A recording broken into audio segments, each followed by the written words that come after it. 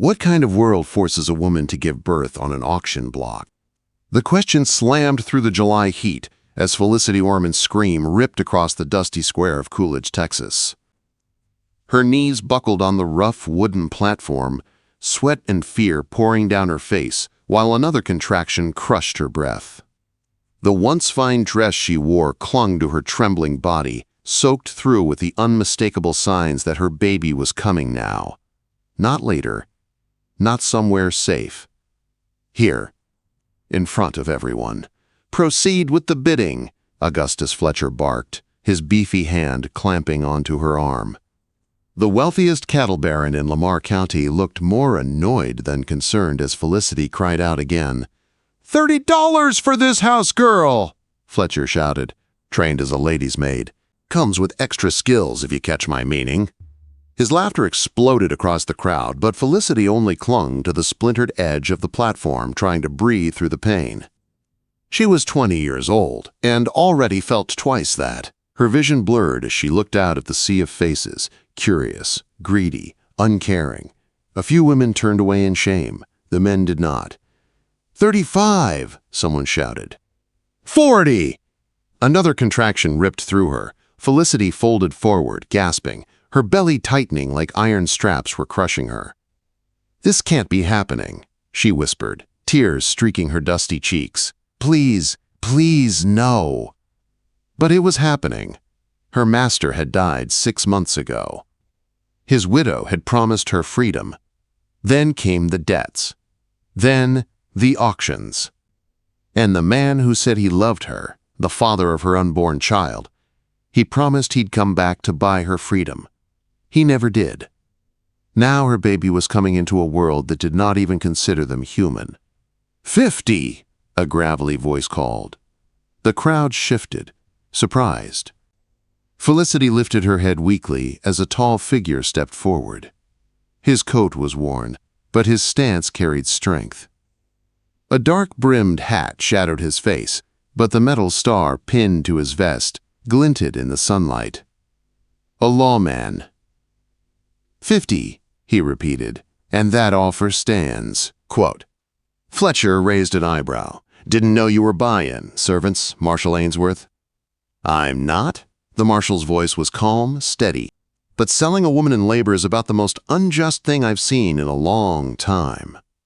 Another contraction slammed into her, stronger than the last, and Felicity collapsed to her knees with a cry. "$60!" another bidder yelled. Marshal Ainsworth's jaw hardened. "$75.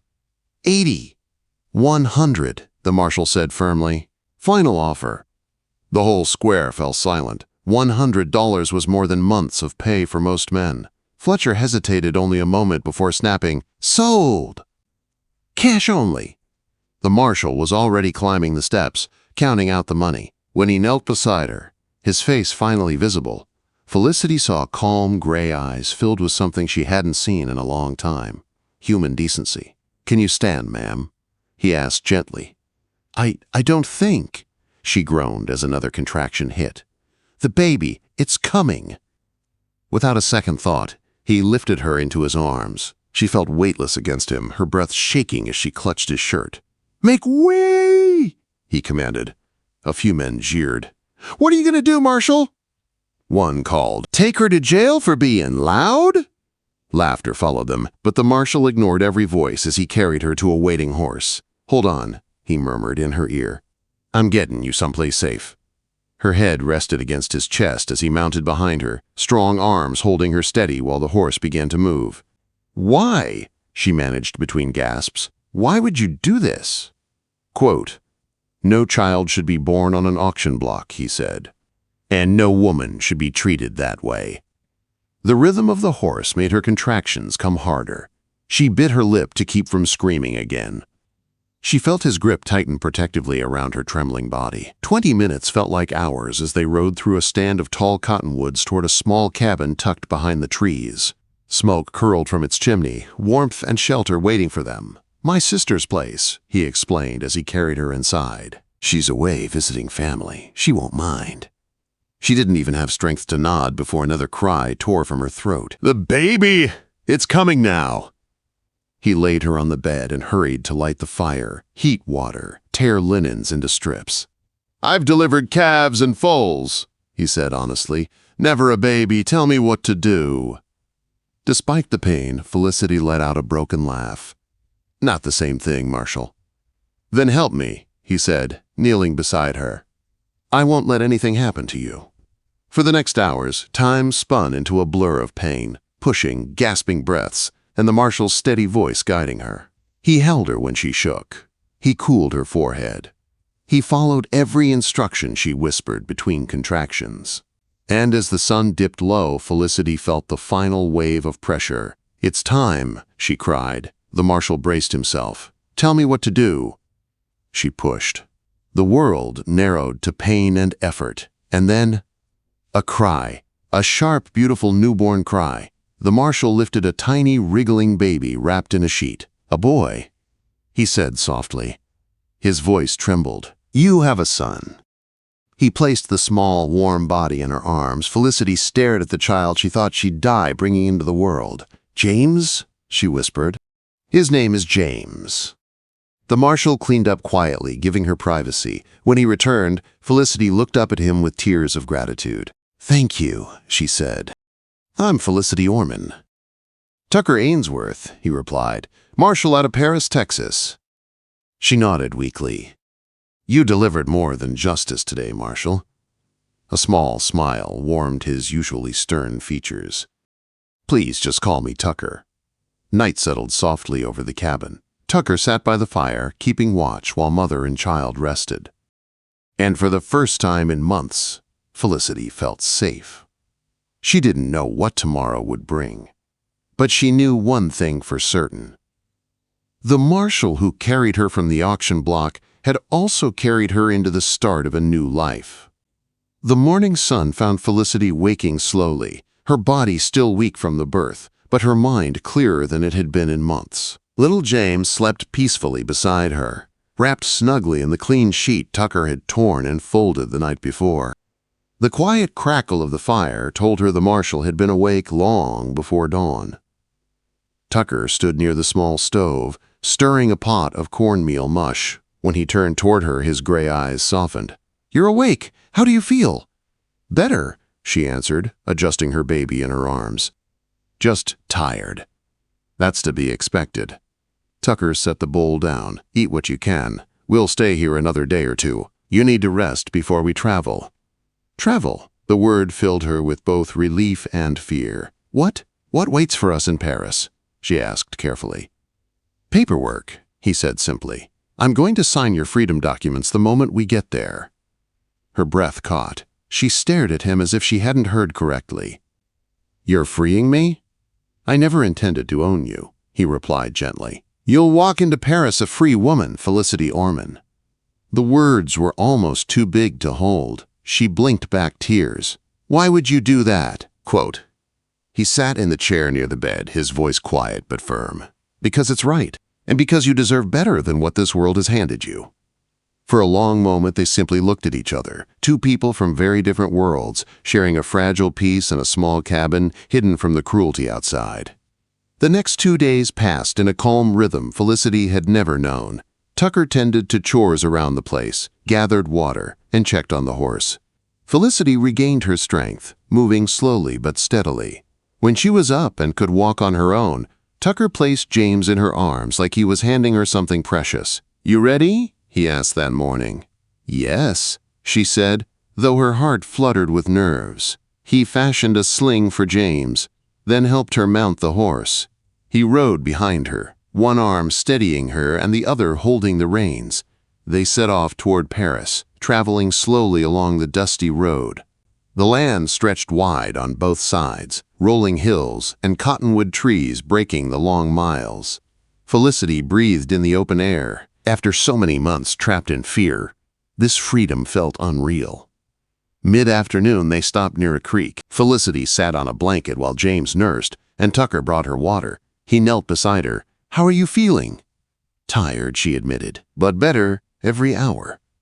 "That's good." He hesitated, looking toward the horizon. "There's a way station ahead." "We'll stop there for the night." Felicity nodded. She trusted him more deeply than she could explain. When he helped her back onto the horse, her fingers brushed his hand. He didn't pull away. They reached the Willow Creek way station just as the sun sank behind the hills. Mrs. Hobson, the stout woman who ran the place, hurried over the moment she saw the baby. "Mercy me, child, you should be resting. Come in, come in. And you must be the proud father." Felicity's heart stumbled. She looked at Tucker. He answered smoothly, "Yes, ma'am, baby came early. We're headed home to Paris." The lie rolled off his tongue with a calmness that surprised her, but she understood. A woman traveling with a man and a newborn would invite questions neither of them needed. Mrs. Hobson set them up in the best room, with a warm stove and thick blankets. Supper was brought on a tray. Felicity settled James on the bed while she ate. Tucker stood near the window, giving her space. "You're becoming a convincing husband," she teased softly. He turned, startled, but then gave a small smile. "I'm only doing what's needed to keep you safe." They shared supper in quiet warmth, both tired from the journey. When it came time to sleep, Felicity saw the single bed and felt a flutter of embarrassment. "I can sleep on the floor," Tucker offered quickly. "I'm used to it." "No," she said gently. "We can share the bed. There's enough space for both of us." He paused. "If you're sure." "I am." They settled side by side, James between them. The room felt warm, peaceful. For the first time since her master's death, Felicity fell asleep without fear. Morning broke gray and heavy with clouds. Tucker stared out the window, frowning. "Storm's coming," he said. "We need to move fast." They rode with urgency, but the storm caught them halfway to Paris. Rain crashed down, thunder rolled across the sky. Tucker urged the horse toward an old line shack. "Hold tight," he shouted over the wind. They made it just as lightning split the sky. Tucker lifted Felicity and James off the horse, carrying them inside. The shack was small but dry. A fireplace stood in the corner. Tucker built a fire fast, his hands steady even as rain soaked through his clothes. "You and James need dry clothes," he said. "Use the blanket." "I'll step outside." "No," Felicity said quickly. "Stay inside, you'll freeze." He looked unsure but finally nodded. She turned away to give him privacy while he stripped off his wet shirt. When she turned back, he sat close to the fire, bare chest glistening in the firelight. Thick muscle, old scars, strength shaped by years of hard work. She hadn't realized how young he actually was. They shared the narrow cot to stay warm, James between them. The rain beat harshly on the roof, but the fire warmed the space. "Tell me about your life before this," she whispered. Tucker's voice was low. "I grew up on a ranch near Dallas. My father was a good man, taught me to do what's right." He paused. "He was killed by rustlers when I was 16. "I'm sorry," she said softly. "It's why I became a marshal, so other families wouldn't lose what I lost." The storm raged outside, but inside the small shack, something quiet and deep began to grow between them. Trust, understanding, and a bond neither had expected. By morning, the storm had passed. They continued toward Paris, where Felicity's life would begin again. The sun was warm on Felicity's face as she and Tucker rode into Paris later that afternoon. The town bustled with wagons, horses, and townsfolk moving along the wooden sidewalks. Felicity held James close against her chest, both nervous and hopeful. Paris was nothing like Coolidge. It felt alive, safer, more human. Tucker slowed the horse near the edge of town. "My house is on the east side," he said. "It's small, but it's yours to stay in until you decide what you want to do next." Quote, "I thank you," Felicity whispered. The idea of a home that wasn't a plantation or a servant's quarters or an auction block made her throat tighten. His house stood behind a neat garden and tall oaks. The porch creaked softly as Tucker lifted Felicity down, then gently took James from her arms. "It's home," he said quietly.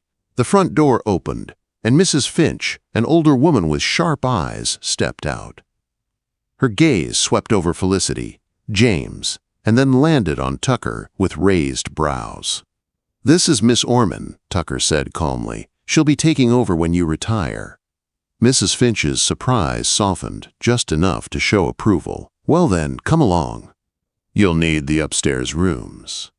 The room Mrs. Finch led her to was warm and bright, with a colorful quilt and a rocking chair near the window. It was more than Felicity ever expected. A space that felt safe, real, hers. Over the next days, she learned the rhythm of the house. Mrs. Finch was strict but fair, teaching her everything she needed to know to keep Tucker's home running smoothly. By the time the older woman retired, Felicity felt ready. Life fell into a gentle pattern. Tucker worked long days as marshal, riding out across the county to settle disputes or chase rustlers. But every evening he came home to supper and spent time holding James or telling quiet stories by the fire. Felicity grew used to the sound of his boots on the porch at dusk. She found herself waiting for it. One night, as snow fell softly outside, Tucker held James near the fire and watched him babble at the flickering flames. Felicity mended a shirt nearby. "He thinks of you as his father," she said quietly. Tucker looked up, startled. Then his expression softened like leather worn smooth with care. "I'd be honored if he did," he said. "I couldn't love him more if he were my own." Her breath caught. The truth she'd kept inside rose softly to the surface. "I care for you," she whispered. Tucker's eyes lifted to hers, steady as a sunrise. "I care for you too, Felicity. More than I should. More than I meant to. But I do." The room held its breath. He knelt beside her chair, taking her hand with a gentleness that made her heart tremble. "I want a future with you," he said, "a real one, not as your employer, not as a marshal helping someone in need, but as a man who loves you." Tears slipped down her cheeks. "I want that too." He kissed her hand, a promise in the simple touch. Winter passed. Spring bloomed. And their love deepened in quiet, steady moments. Shared suppers, evenings rocking James to sleep, and long walks through the garden Felicity planted beside the house. Then, one warm April morning, Tucker rode into the yard unexpectedly early. Felicity was hanging laundry while James played in the grass. "You're home sooner than I thought," she said with a smile. He strode toward her with determination burning in his eyes. Her heart leapt. "Felicity, I need to ask you something." He reached into his vest pocket and knelt in the grass, right beside their son, sunlight warm on his shoulders. "Felicity Orman, I love you. I love James. I want us to be a family. Will you marry me?" Her hand flew to her mouth as tears came. "Yes," she breathed. "Yes, Tucker, I'll marry you." His smile broke wide with joy as he slid the simple gold band onto her finger, then rose to kiss her, slow, deep, full of every promise they'd spoken and those they hadn't yet found the words for. 2 weeks later, under the small white church in town, Tucker and Felicity became husband and wife. She carried wildflowers. He carried James. When the minister pronounced them married, Tucker kissed her like the world had finally set itself right. Life after the wedding settled into the sweetest rhythm Felicity had ever known. Tucker came home for supper every night. James grew into a sturdy toddler with Tucker's grin and Felicity's gentle eyes. The house filled with laughter, footsteps, warmth, and the sound of love growing in every corner. Late that summer, Felicity felt a flutter in her belly, the familiar spark of life. That evening, sitting on the porch swing, she guided Tucker's hand to her stomach. "We're going to have a baby," she said softly. His face lit up like dawn. "A child? Our child?" Quote. She nodded, and he pulled her into his arms, kissing her forehead. "I never thought I'd have this," he whispered. "A wife, a son, a family." "You deserve it," she said, "after everything you've done, everything you are." He tightened his arm around her. "I'll protect all of you, always." And he did. Through the years that followed, Felicity and Tucker built the kind of life neither had ever dared to dream. They raised a daughter and 2 more sons, each child filling the house with even more joy. The garden Felicity planted grew wide and strong, like the love between them. Many summers later, they still sat on that same porch swing, watching fireflies rise from the garden while their children and grandchildren laughed nearby. Felicity leaned against Tucker's shoulder, his arm warm around her. "Hard to believe where we started," she whispered. Tucker kissed the top of her head. "Hard to believe I almost didn't ride into Coolidge that day." "Maybe it was fate," she said. "Maybe," he replied, pulling her close. "Or maybe love just finds a way."